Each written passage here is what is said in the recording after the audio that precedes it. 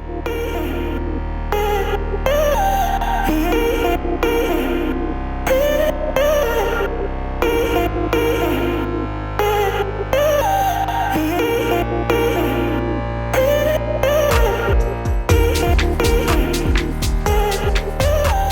going on, everyone? Welcome back to Breakpoint Breakdown. This is the daily roundup for day 10 at Wimbledon. We are getting close to the business end now. The semifinals are set. We had 2 quarterfinals today. They were pretty great. I'm flying solo today. I'm happy to talk about these 2 fantastic quarterfinals that we had today. And let's start with Cobolli and Djokovic. Novak Djokovic is into the semifinals. He is through in 4 sets. It was a very good fight from the young Italian Flavio Cobolli, but it wasn't enough to get through the 24-time Grand Slam champion. Cobolli was very, very good. Look, he hung in with Djokovic. I underestimated him yesterday when we were previewing this match. I said that I thought Novak would win in 3, and I thought the moment would get to Cobolli, but apparently it didn't. So great to see that for Cobolli. But Djokovic was a lot better start here than he did against de Minaur. Went up a break in that first set, surfed at 5-3, but Cobolli did not give up right there. He got it back. They went to tiebreak. Novak had set point, couldn't get it done there.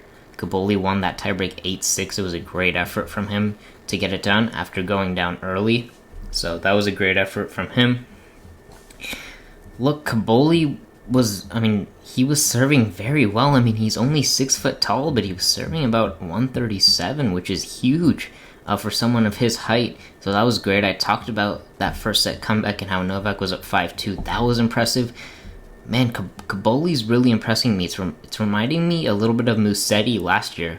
2 kind of flamboyant Italians. It's really good to see Italian tennis right now is flourishing. We're going to talk, obviously, about another Italian in a second. But yeah, Italian tennis is doing great. Let's talk a little bit about Djokovic, though, because he is the winner here. Had a very brutal fall on one of his match points. Fell on the ground, looked like a hip flexor. Something right there went out. Didn't look like a great fall, but he was able to get through it. There were only about 2 more points that he played after that. So we'll see kind of the lingering effects of that tomorrow. I don't think we'll get any more information on it, but it'll be interesting to see. I don't think it's too worrying. He should be good to play his semifinal. So that was a little bit worrying, though. But hopefully Novak is through. Look, Novak's here. He's here to win it, and it's going to be a challenge, but he wants number 25, and we've been talking about it. Everyone's been talking about it. He's even said he thinks Wimbledon is his best chance.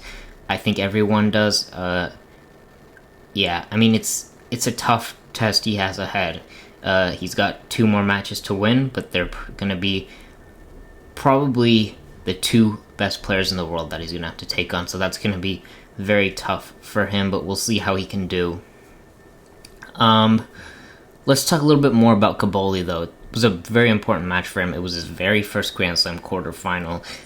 He's a great athlete, man. He can move around the court. He's a fun player to watch. He's got great forehand, great backhand. Doesn't have a real weapon, but he can just go Mach 10 off of both forehands and backhands. So great to see for Cobolli.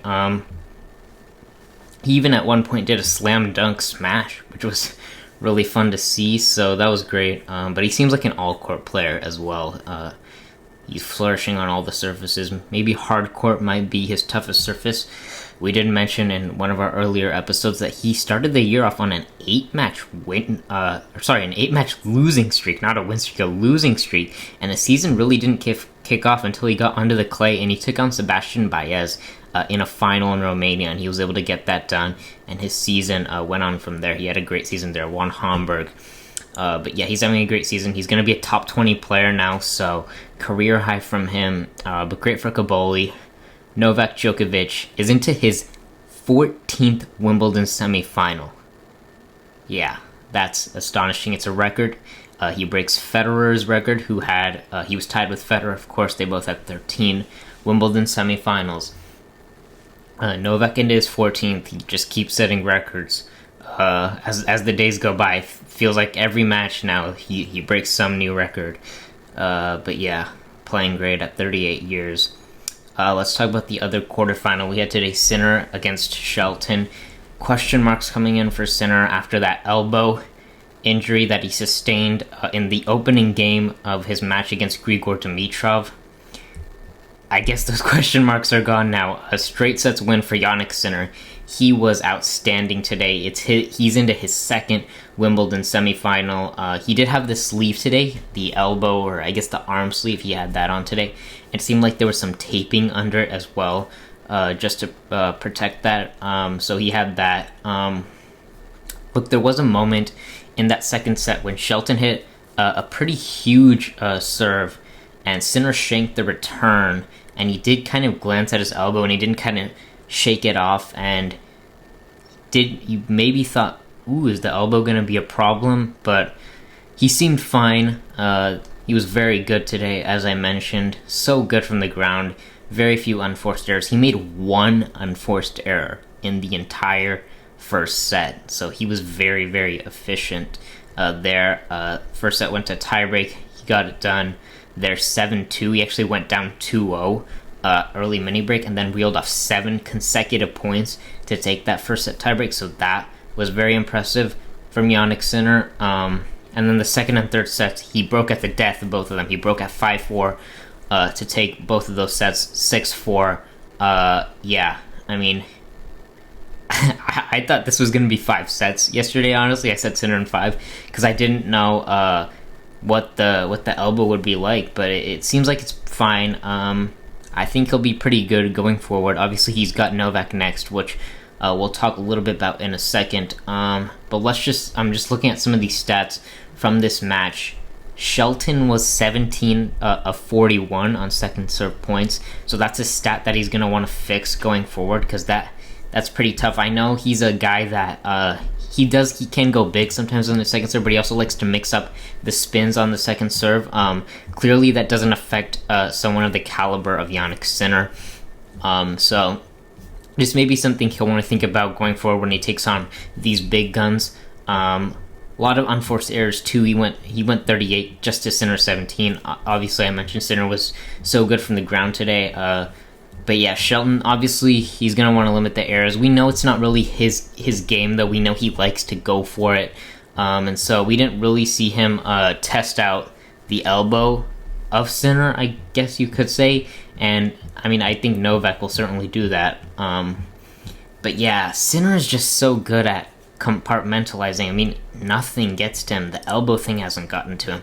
Obviously, he had the whole WADA situation. That didn't get to him.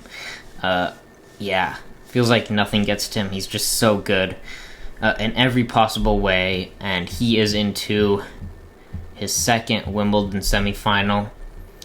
He's got Djokovic.